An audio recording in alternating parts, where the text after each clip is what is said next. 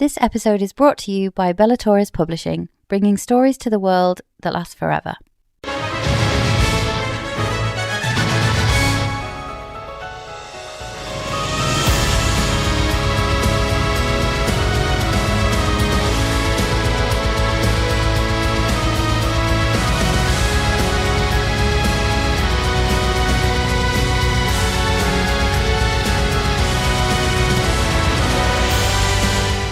Hello and welcome to Faithfully Fantasy, The husband and wife podcast talking all things Quicksilver. I'm JC. And I'm Sean. And today we'll be looking in our final theories just before the release of Brimstone. All season, we have been capturing our favourite theories each week, writing them down in Adina's sketchbook in the hope that we will get at least something right. We are less than a week away from the release of the long-awaited second book in the Fae and Alchemist series, so let's get into it. We have got so many good theories to talk about this week. Basically, the whole season is gonna be just compressed in this episode, so you don't want to miss this one. Yeah, some of them we are still convinced we are going to die on those hills until we've read Brimstone. Some of them we've already changed our mind about, so should we take a whiz through the theories? Okay, let's go to start then with my first theory of the whole season, and is that Elroy is Kingfisher's dad. Do you still think Elroy is Kingfisher's dad? I will say maybe like 60% now, thinking that it's actually Finran. Everything pointing out Elroy as a Fae, but that doesn't mean there has to be Kingfisher's dad.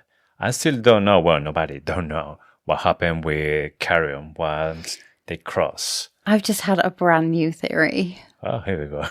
What is it? So, do you remember that Hayden was described as like, there was like a wolfish grin? He had a wolfish grin. Yes. What if Hayden is Kingfisher's dad's son? Mm-hmm. He had another son in Zilvarin. Yeah.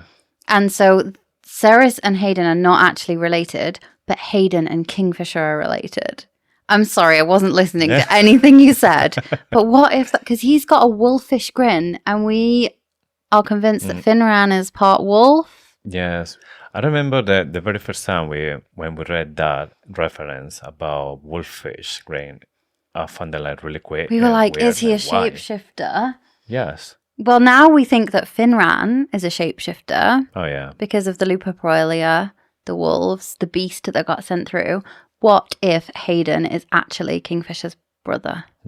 Half-brother. I thought you were going to say, what about if it's Hayden, Kingfisher dad? I'm like, no, I don't think Hayden is Kingfisher's dad. I don't know if that's just changed my mind, because I came into this episode thinking Elroy was Kingfisher's dad. But now I wonder if Kingfisher's dad is around. Elroy is a Fae. Like 100%. Yes, that's something that I have cleared. I'm completely sure that he has a glamour, he's hiding the pointing ears and the canines, and it's just part of the same thing that Carrion was doing before. But is he Finran? I'm still not 100% sure about it. We agree on the fact that Finran is still alive, right? Finran's in Zilvarin. We also agree that Elroy is Fae. Mm-hmm. So I feel like there's something in that. Yeah, definitely. Okay, next. My first theory from episode 1 is that Elroy hasn't given up and he is doing something secret with the glass. You still believe in that? Yeah. Didn't I have an idea yesterday what he was doing with the glass? Yes, you said that he might be recreating the moon or trying to go back to the world shift. Yeah. I was like, I wonder, because there is no moon, so maybe they're wolves, maybe they're werewolves. I'm obsessed with this wolf theory at the moment. And there are no moons in Zilvarin. So if they are in fact true werewolves, where they need a full moon to change, he wouldn't be able to do that because there is no moon. Yes. So I wonder if he's doing something with the glass to try and simulate a moon, a full moon and a sphere. I know it's bonkers, but I was thinking like crystal balls. Yeah. I mean, this is something that totally reminds me of Dragon Ball Z, because they had something like this when they need to see the moon to transform. And there's a time when there is no a moon, so they create like an artificial moon with like a power with lights, and it has the same effect. So they create this artificial moon to transform. So I don't know if I maybe in your theory they're making like the glass and maybe with some magic to reflect light or something. I think I'm going all in on this theory. I'm going to say that Elroy is Kingfisher's dad. Hayden is Kingfisher's dad's son and has some wolfish traits, hence the wolfish grin. I think that Elroy is trying to simulate the moon with his glass. And I think they're all shapeshifters. They're all wolves. Yeah. The only thing that I can't remember right now is what color are Hayden's eyes. It's maybe just like amber or brown or something. Because I think when Sarah was saying that her eyes were blue, there was like something unique. They're not the same as Hayden's. Are Hayden's eyes green, maybe? Yeah, that's what I was thinking. If maybe he has green eyes, and if there's no reference about the eyes, maybe... Let's find out. It says, but apart from our shared personality quirks and the fact that the two of us loomed over most people in a crowded room, so they were very tall. Mm-hmm. So Hayden was also tall. There wasn't much about us that was alike. Where I was dark-haired, he was light. His hair was curly to the point of chaos, and there was so much of it. His eyes were a rich, liquid brown. Yeah, brown. And bore a gentleness to them that my blue eyes did not. Okay, so he has brown eyes. He does not have green eyes. But there we go. Never mind. I'm still locking in. I'm locking in my theory that Hayden is Kingfisher's half-brother. Anyway, light. Hayden's a wolf. And so is Kingfisher's dad. Okay, next theory. And in this one, I say that Sarah is part of Fae royal family, and she will be the queen of the Fae. There is an island called Lycia, where the Lycians are. She gave her name as Lycia to the guards. She faked her name to Harren at the beginning. Everlane also called her Lys when she didn't know her name. We find out that they have a cave of Quicksilver and they worship it. Mm-hmm. And it's a huge store of Quicksilver. We saw there was a link there, didn't we, between the Lycia. Plus, name. Everlane, she gives a reference as well about the blackhead or Sarah's. Yeah. She said there's like a royal trend. Yeah. I agree with you. I think so perhaps she's not just going to be the Queen of Sanazroth. She's going to unite the Ivilian Fae with the Sanazrothians and possibly the Lycians, possibly the Aegean Sky. There's going to be a big united thing when they realise she's the rightful heir to the throne. Yeah. Okay, so my theory from that week was that Madra is Styx's champion and we will see more of the gods. Do you still believe in Madrak? It's because Madra came out of the shadows. Madrax. Madra came out of the shadows. I actually have a much deeper theory now, where that Madra is one of the gods. She could be Styx herself, or she could be the only female goddess that isn't Baal and Mithrin is Nisinai. The god of masks. The goddess of masks. Yes. Yeah. So the reason I think that Madra, Belicon, Malcolm are gods is that Belicon literally says they are gods. And I know that is something a tyrant king would say. So I know that I'm not falling for that one. But Zareth says, my brothers and my sister won't be able to find you. Yes. And obviously there's Malcolm, Belicon, Madra. They call each other brothers and sister. Like, I just have a feeling that they are gods and they won't be able to see them. I don't think I believe that she's Styx's champion anymore, no. No, I don't think that she is the champion, but something that is start to be clear that Kingfisher, he can wield shadows. I think Madra, she can as well, but I don't know if this is something related directly with the gods or is a Fae thing. Because so far we see supposedly not Fae though, is she? Kingfisher and Malcolm, they wield the same power. There's the illusions. So if Madra, somehow she had like power of the Fae and she's wielding shadows like him. I don't think she's Fae. I think she's a god. But I think It's like a she's human. pretending to be a human. Mm-hmm. Anyway, next. We don't know. Okay, next one. As said, Evelyn is not 100% Fae. There's something suspicious about Bellicon, and he is not fully Fae. So this passed to Evelyn as well. I'm completely right, and it's a fact that Bellicon is something else than just a Fae. We don't know if he is a god. He said he's a god. He nearly died, or Kingfisher stabbed him. He came didn't back. die. He was, completely full recovered really quick. So he's not a normal guy. And Evelyn is his daughter. So I think wherever he is, all of this passed to Evelyn as well. And this makes She's Evelyn a demigod. My theory from that week is that Bellicon didn't actually want the portals to be open, and the royal archivist, Clements, was either knowingly or unknowingly sabotaging the attempts to restore the portals. This came from Rosarius saying that the previous archivist, was useless and he didn't look after the book. He destroyed some books. So that's vibes of covering up history, trying to interfere. Bellicon set the archivist the task of finding out how to open the portals. I don't think he did. I think Bellicon set the archivist the job of kind of sabotaging the attempts to find out how to reopen the portals. I think he wanted to keep Finran trapped. Yeah. I think while he was complaining about the lack of trade, I think overall he was better off without Finran there. So I think he wanted to trap him. Yeah. And that's why they were so easy to forgive Madra. It totally makes sense. So instead to think that this Clement was somebody useless, it was somebody that was doing exactly what Bellicon told him to do. They just killed the Quicksilver claws. Yeah, and he was also tasked with making relics and trying to work with alchemists to try and find out the secrets. Yeah. But the forge was completely trashed, it was deliberately messed up. Yeah. And I think that would have been Clements. Okay. My next theory was that Onyx is actually a Fae and is an alchemist. So why I say this? First, because Onyx was found in this forge in the Winter Palace. That was the very first place where we saw Onyx.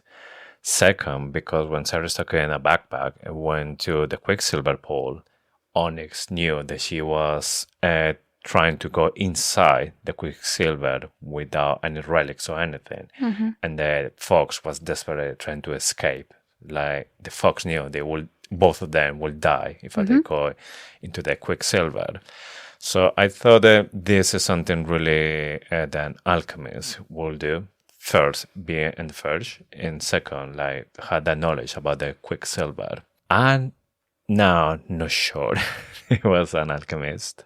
Definitely, I'm still thinking it's a Fae. But after finish the whole book, I start to think more about Edina as a being inside the fox. That was my theory from this week. So the same week that you predicted that Onyx is actually a Fae and is an alchemist, my theory was that Onyx is housing Kingfisher's mum's soul. Yes. I still think that her soul is in there. There's a few things that go against it, but overwhelmingly more for her to be there. So I'm just going to run through the ones that are off the top of my head. Like you said, Onyx was trying to stop Ceres from entering the Quicksilver at that point. That could have been, one, because she knew she was going to die or she wouldn't be able to make it. Two, because she knows that is her son's mate, God's bonded mate, because she saw it all and she wanted them to be together. The way that Onyx is at Ballard is just skipping, happy, knows the way to the apartment.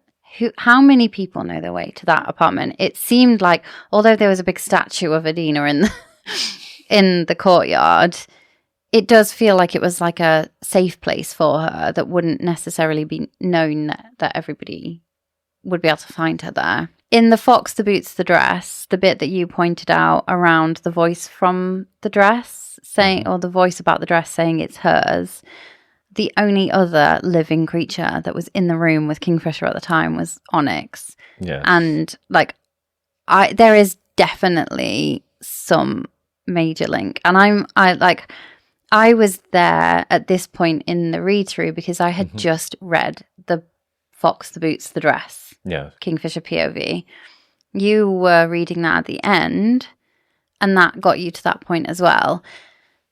And coming back to what we said last week around the Kingfisher POV chapters being there because we needed to have certain information before we go into Brimstone. Yeah. I think that's it. I think that there needs to be more of those links to the fact that Onyx is somehow related to Kingfisher's mum. The other reason I think it's part of her soul is because I suspect that Adina is the one that gave part of her soul to Finran, because we know someone did when Lorath told him that story.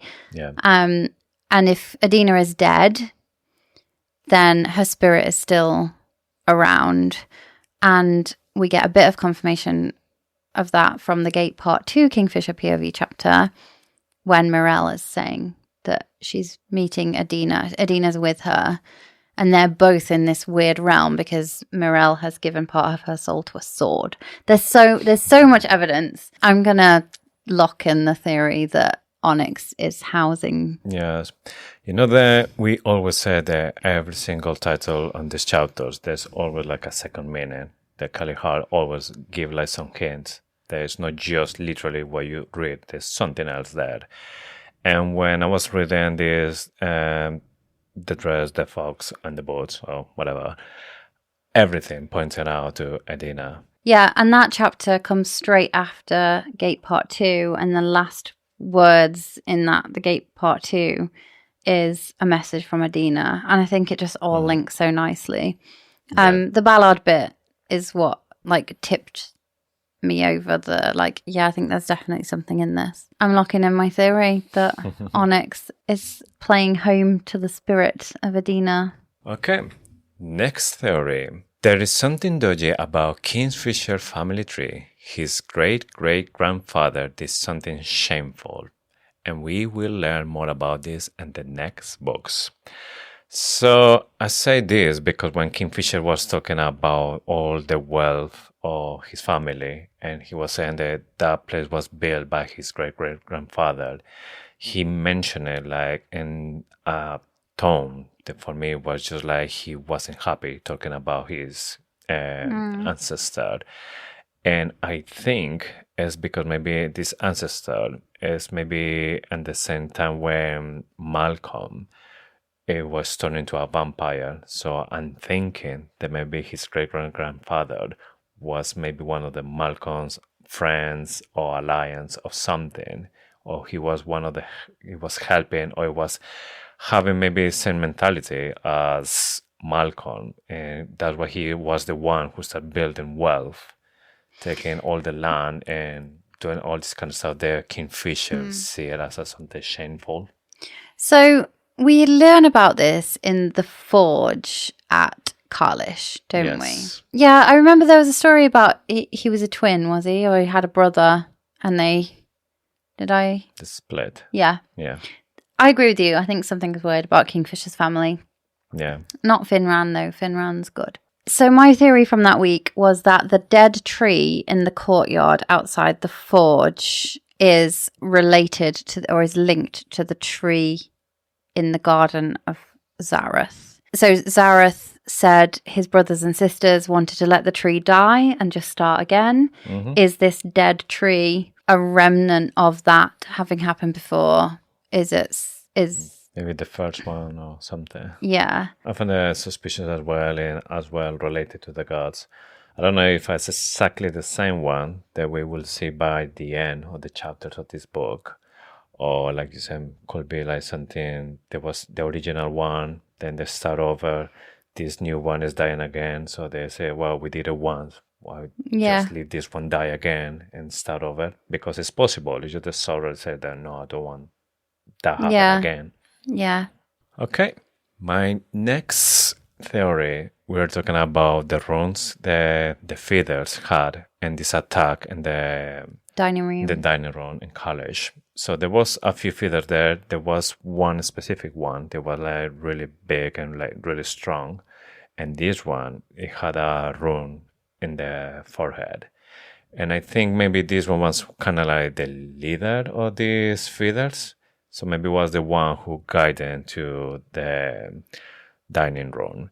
So I'm thinking Malcolm is able to put runes and the feathers, and with this, maybe he's able to control them. Because fishes said the feathers are more just like beasts. They don't feel, they don't think, they just react and they just want to eat. But this one managed to go straight away to college looking for Fisher and Sarah's.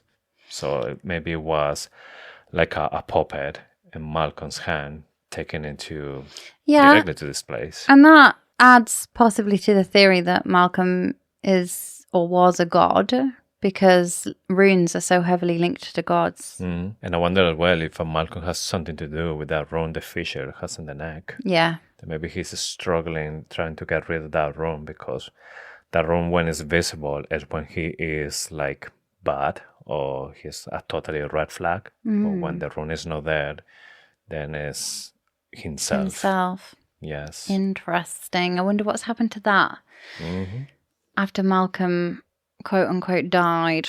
Not that we believe that he's dead. Memoirs of Luzbel. She loved him. She lost him. And he came back. But wasn't completely him. She feared him. She fought him. But she fell for him. Memoirs of Luzbel.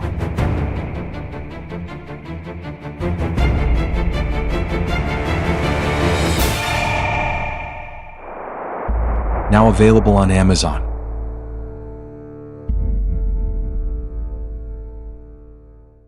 Okay, so Sarah's has a dream after that. And my theory from that week is that the dream is going to be real. It foreshadows feeders attacking her, and there's some allusion to the fact that it takes place in Sanasroth. And I wonder if there will be a time in Brimstone when the feeders and the vampire, her subjects as Queen of Sanasroth, turn on her. Yes. And rebel. That would be interesting if all of that was just foreshadowing to what's going to happen in Brimstone. Yeah, what if like they realize Malcolm isn't actually dead, and then they try attack to her again? Attack the imposter. Whether she's not the rightful queen if he's not actually dead. You only become queen if you kill him. Yeah. Yeah, what could happen? Yeah, I like it. My next theory is pretty much more of the, I said before, is the Kingfisher great-great-grandfather was working with Malcolm. So we must have had more evidence that week that you were like, yes. So I think I started felt like there's something suspicious about him. And then I end with, definitely was working with Malcolm. Yeah. So I'm going to expand on that. And if his great-grandfather was great-great-grandfather, wherever we are in history, was working with Malcolm, perhaps his great-great-grandfather was linked to the gods or was a god in some way. My theory from this week was that Fisher is a demigod, or he will be. Also, I couldn't decide between the two theories. Oh, maybe that tree is just the proof that Fisher great-great-grandfather was first, like the big god. Yeah. And maybe the whole family was just punished or like... The tree died.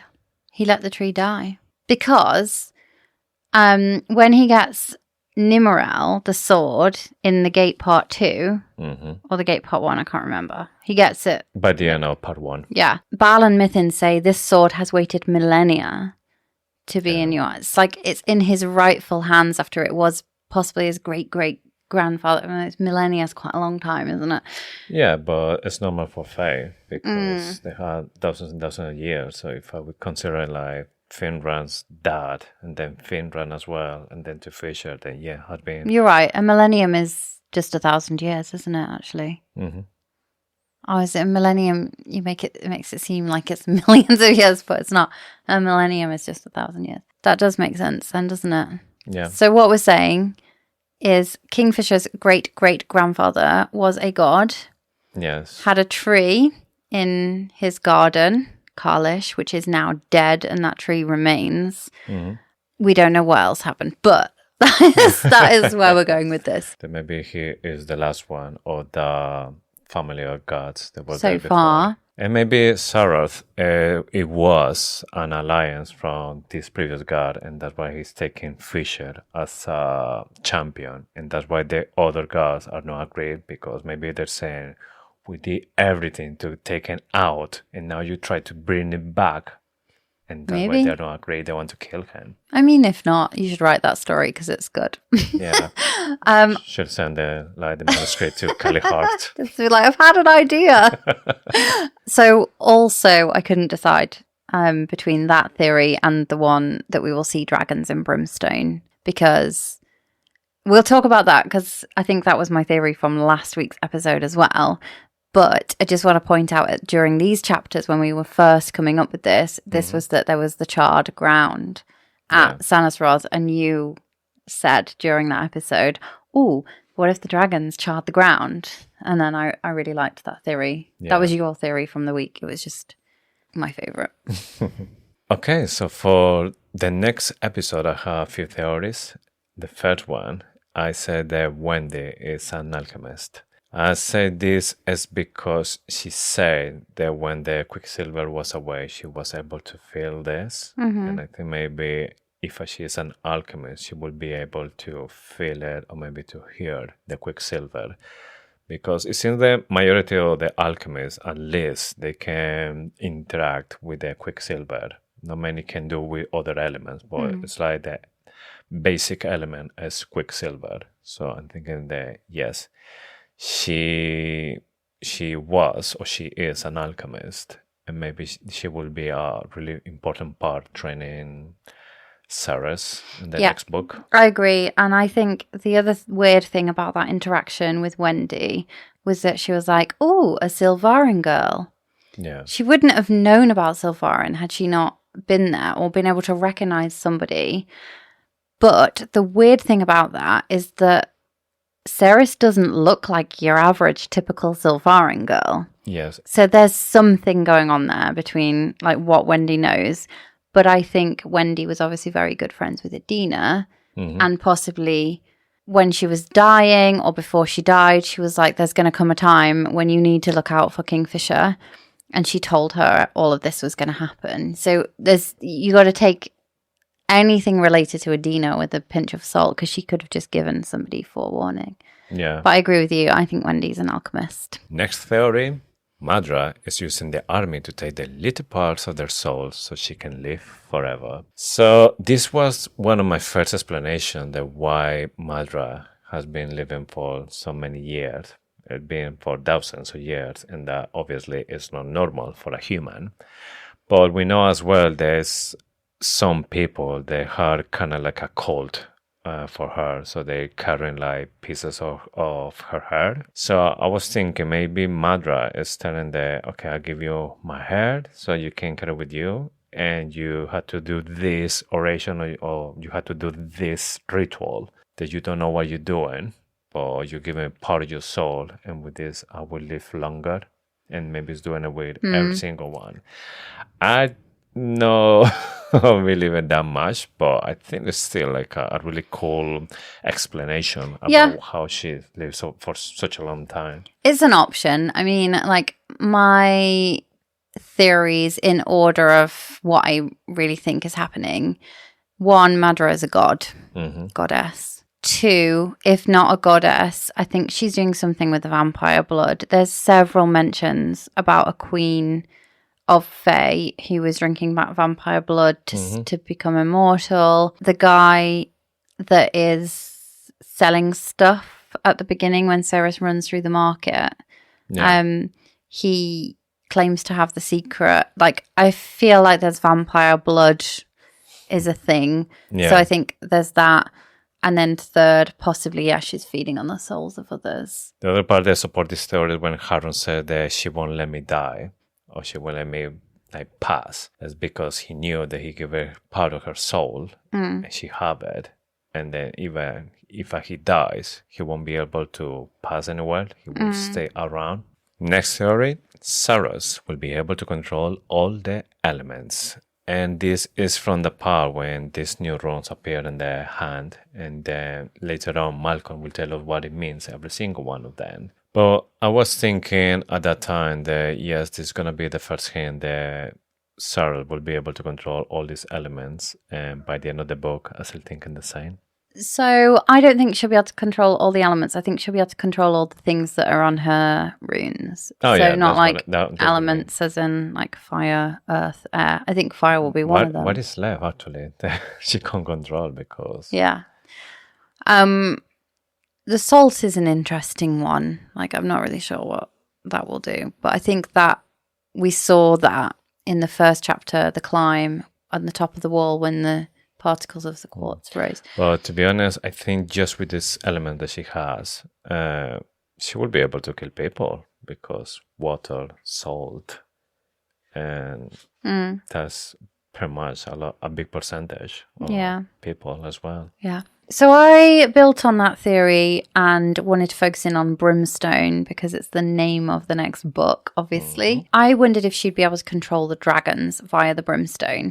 And when I was prepping this, when I was like pulling in all my theories, obviously having just read The Gate Part 1 and The Gate Part 2 again, I had Omnam Chakrai in my mind, the big black dragon that Kingfisher killed.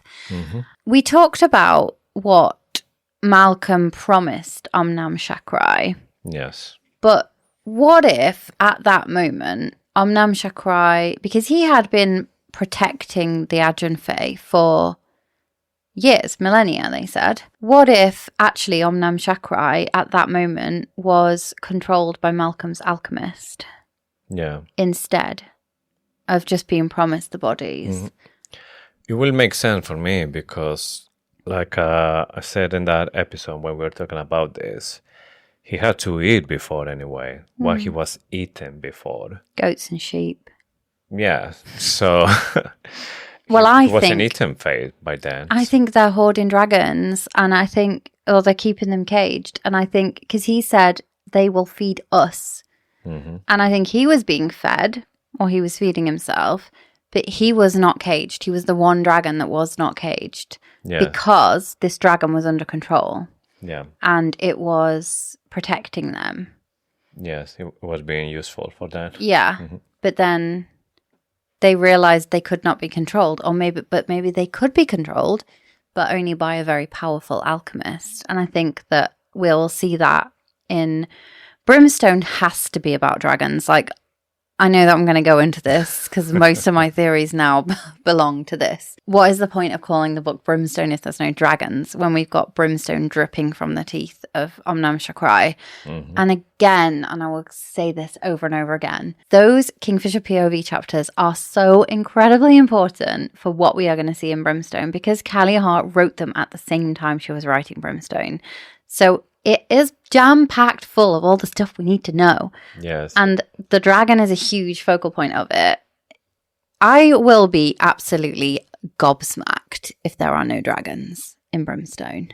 Okay, now my theory from that week. Solace can slow down time. So this is part of the scene when Saros is fighting next to Ramphas, and then she does something with the sword that kills one of the feeders. And she said literally the time goes slow while she is dodging the feather attack, and then she is attacking. When Ramphas have a look after what happened, he said like, "What was that?" Or something like he was really impacted about it. And I think this is because she was wielding Solace, and this is one of the powers that she had with this sword. Yeah, I don't know that it does this, but I do love the theory Like, Yeah. I think it's a reach, but I do really like the theory. It'd Yeah, be cool. because obviously there's a couple of things like, okay, is that sword still holding some power from the gods, like the one from Loreth, that is still well empowered? Is actually Sauron the rightful owner of the sword now?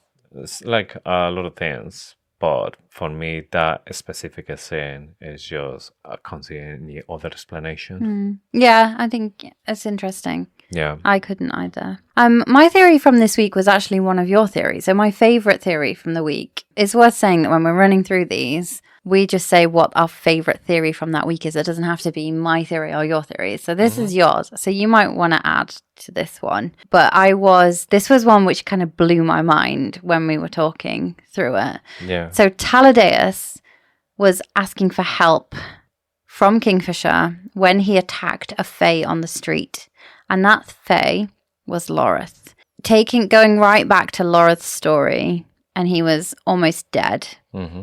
He was attacked by a vampire. I think that vampire was Taladeus. Taladeus and Kingfisher knew each other for a long time before that. I think Kingfisher knew him before he became vampire. Yeah. And continued to know him. And that is why he gave his soul to Loreth, not to save Loreth, but to save Taladeus' soul. Because maybe with every kill, they lose a bit more of their soul. Or, like, I think this was your idea, but I am completely in on it now. Like, both feet in this theory. Yeah. That Tal was the one that attacked Loreth. Yeah, I really like this. It gave it like the moment when Loreth was talking with really angry with Taladeus from the distance as well.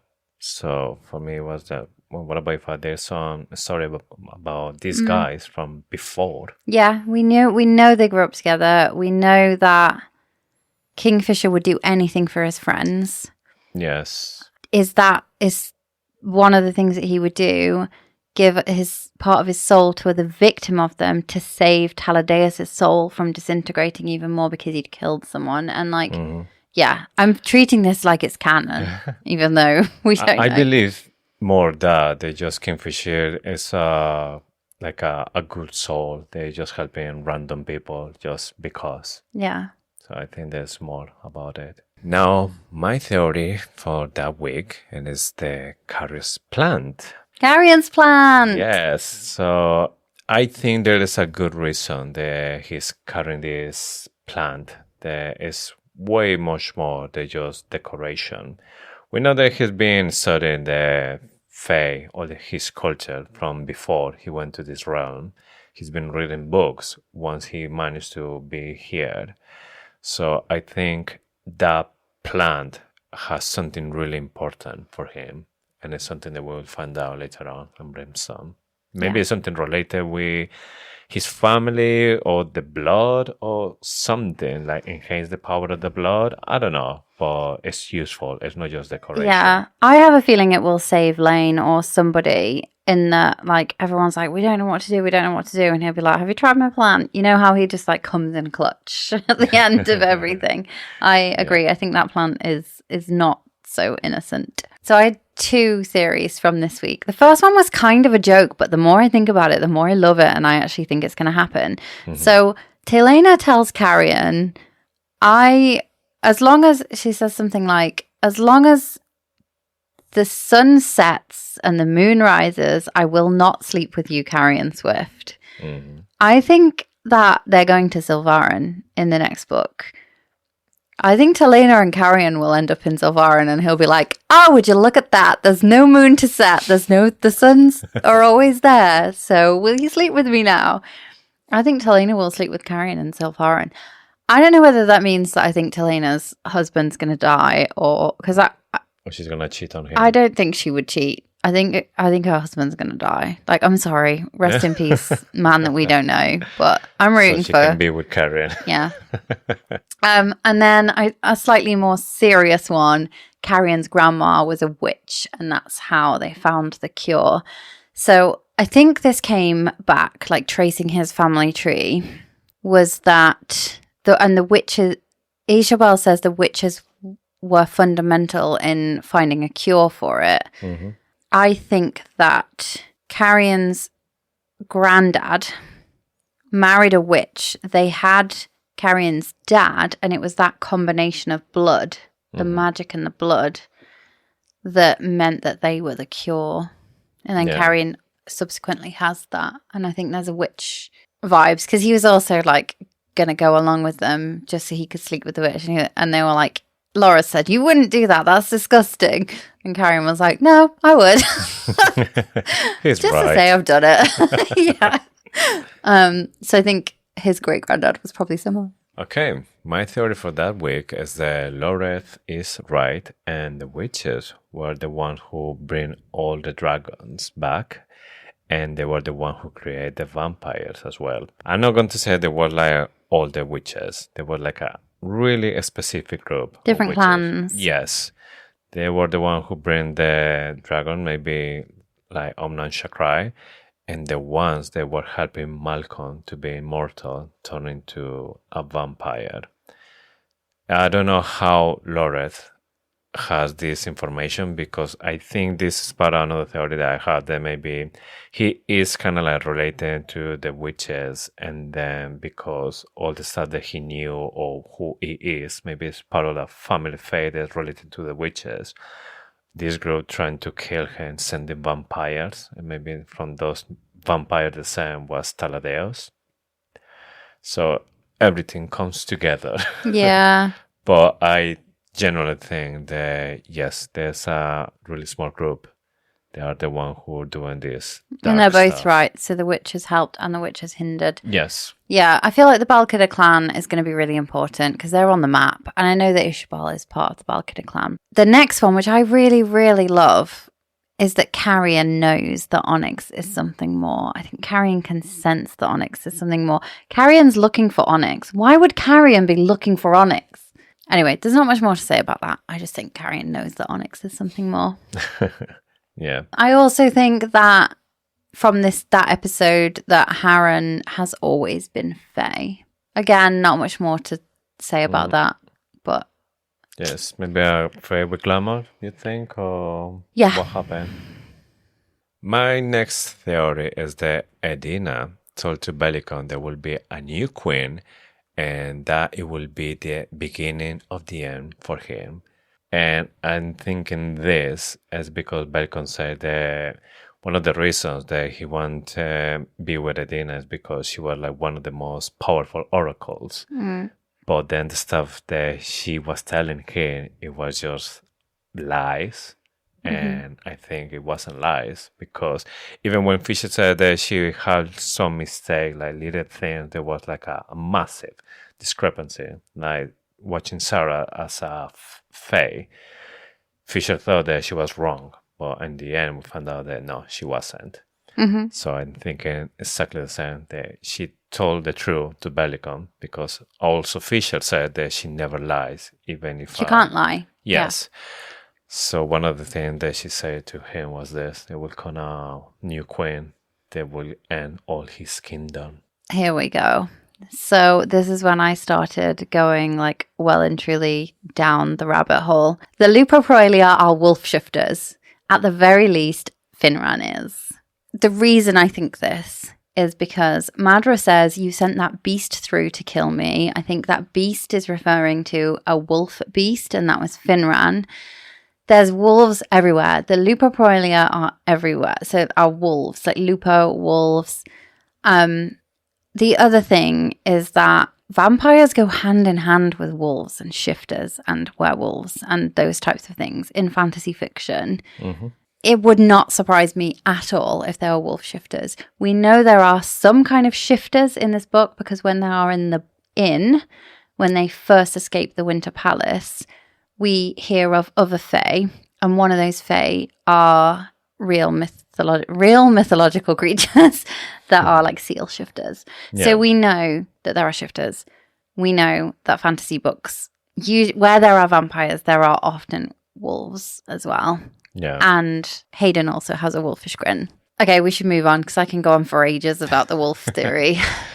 Okay, now let's move on to one of potentially my most unhinged theory about all this book, and it's that Malcolm is still alive, and Cyrus only killed an illusion of him. I love this. I don't think it's that unhinged.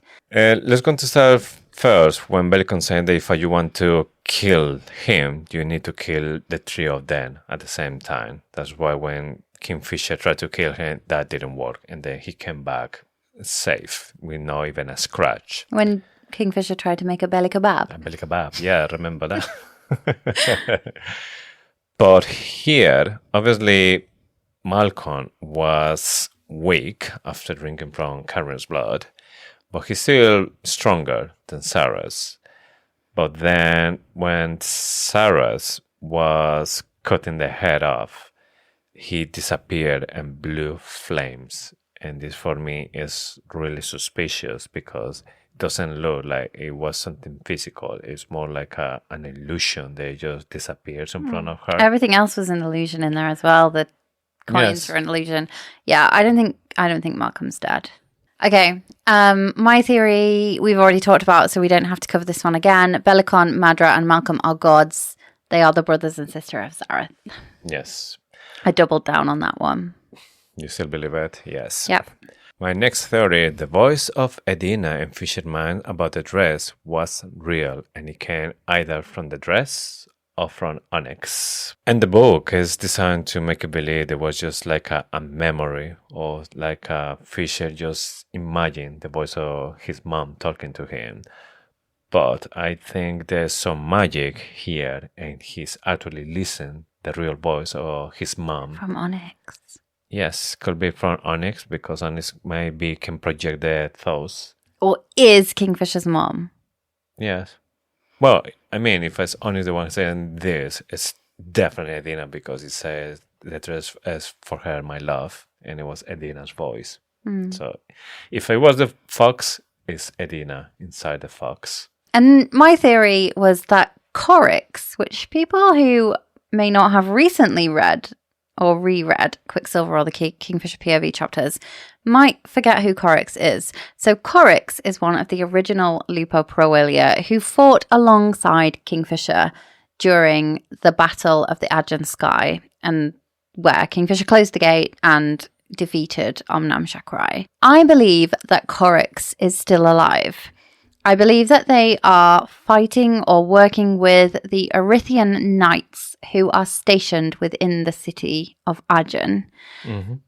I believe that they are guarding dragons, and Coryx is stationed with them. Coryx was a dragon expert, knew a lot about dragons, so was kind of feeding Kingfisher some information when Kingfisher was fighting, or when they were fighting Omnam Shakrai. So I believe we will see Coryx in Brimstone. Mm-hmm. I believe that we will see dragons, and that will be how we meet them. I also think that the Erythian knights are guarding dragons within the city of Aegean. Number one, because the map has dragons on it. Number two, Ren says something like they have been protecting Ivelia, or the whole realm, from something really deadly for years. And the Erythian knights physically could not move from their post. They would not abandon their post, not even for an attack. The scale of like 5,000 feeders and a massive dragon, they would not abandon their posts. And I think that is because they are guarding other dragons. Plus the book is called Brimstone. Yeah, exactly. I just really like the fact that I think we'll see Coryx. Yeah. We know that, or we think that one of Foley, another one of the original members of the Lupo Proelia, we believe he did not make it out of that battle. He was flung from the back of the dragon. Fisher believe it. Yeah. Yes. But nothing was mentioned about Coryx. We know Lorith is still alive. We know Danya is still alive, unfortunately. We know that Ren is still alive. Coryx is an unknown, but we know that Coryx is a dragon expert. So Yeah. I just know we'll meet. I just know. I just strongly suspect we're going to meet Coryx in Brimstone. Yeah. That's it. That is a run through all of our series for the season, I just wanted to ask you what you're most looking forward to. Like, what are your most anticipated answers to the questions that you've had in Quicksilver that we will get in Brimstone? The first one for me will be what's going to happen between Cyrus and Taladeus. Will she be like enthralled to him? Or we're going to see kind of like a triangle here between Fisher, Taladeus, and Cyrus? Yeah, I don't think so. I think the God's Bond trumps it all. Yeah. She's not going back as a vampire that is turned purely by Taladeus. She's going back as something that Zoreth turned her into. There were a lot of people thinking that we will see that kind of situation. Even I start thinking when I finished this book the first time that yes, we might have some drama here between Taladeus, Cyrus, and Fisher. But after reading the point of view when he's in the maze with Taladeus, I don't think they will see that. Even I don't know why, but I start to think that either Taladeus really appreciate Fisher as a friend, like a best friend or as a brother, or maybe he had feelings for Fisher. No, they had joint feelings, I think, for this one woman, didn't they? That we're going to find Sabina. Sabina, Yeah. Yeah, I don't think they're going to be enthralled. And even if they were, I don't think Tal would do anything with it. Obviously, who or what is Onyx? Like, that's what I'm most looking forward to. I wonder if we would even find out because... Yeah, that's the thing that I was about to ask you. Yeah, I think that would be later. And we might do. Yeah. Anything else? I would like to know if we're going to find out more about Sarah's family as a fae. Maybe the history. Yes, if maybe we'll see some reference about the hair, the eyes, or maybe it's people from Lycia where this coming, something. Yeah, Give me some clues. Another one for me is Fisher's dad still alive? What is Fisher's real name? Onyx. Yeah. Yeah, I like that. Or F, Francis. Yeah, something beginning with that F. And will Lorith hook up with Isabel? That's going to be another enemies to lovers story, you think? Yeah. Put yourself a few weeks from now and we have read Brimstone. I'm going to fire some people at you. By the end of Brimstone, will these people still be alive? Okay. Or still be dead? Malcolm. Who will be alive? Agreed. Carrion. Alive. Agreed. Evelyn. I think alive. Agreed. Danya. I think alive still. I think she's going to sacrifice herself. If She's it my happen, Danitos. I don't see what happened in the second one. Maybe by the last one. Yeah, maybe. Lorith. Alive. Ren. Alive. Tal. Dies. Ooh. Belicon. Alive. Madra. Alive. Harren. Still dead? He come back. So he's dead. By the end of the book, he's dead. But he was dead before, so he will come back. Still dead. But he will come back. What? I have no idea what you said. Okay, moving on. Onyx. Alive, yes. Corix. I'm not sure. I don't see it. It's a possibility. But, I mean, it's been mentioned in this Kingfisher point of view, so it's possible. Alive. I'm going to go for alive as well. Hayden. Alive, and we will see her. Elroy. He will be alive, but he might die by the end of the book. He won't be Elroy. He'll be Kingfisher's dad. Right, next one. Kingfisher's dad. Finran. Alive. Okay. I think that's it. Think of anyone else? Telena or Ishabel? Do you think? Oh yeah, Telena alive. Because they're the key to heal Kingfisher with the Quicksilver. If anything happened to any of those two, he will be in trouble. I think both alive. Anyway, thank you. That was random. You're very welcome. One thing is for certain, we are in for a real treat with Brimstone, and I, for one, cannot wait to get my hands on it. Oh yes, it's gonna be so good. I start to see more deeply what is going to happen. We will see more gods. We will see more monsters and Xanaroth. What we're going to see. It's gonna be like reading a completely new book. Yeah. What I had the feeling. I have loved this series. I've loved this deep dive, doing something new. I think we've got some ideas about next season. So bear with us while we get the book. But we'll be making some announcements over the next few weeks.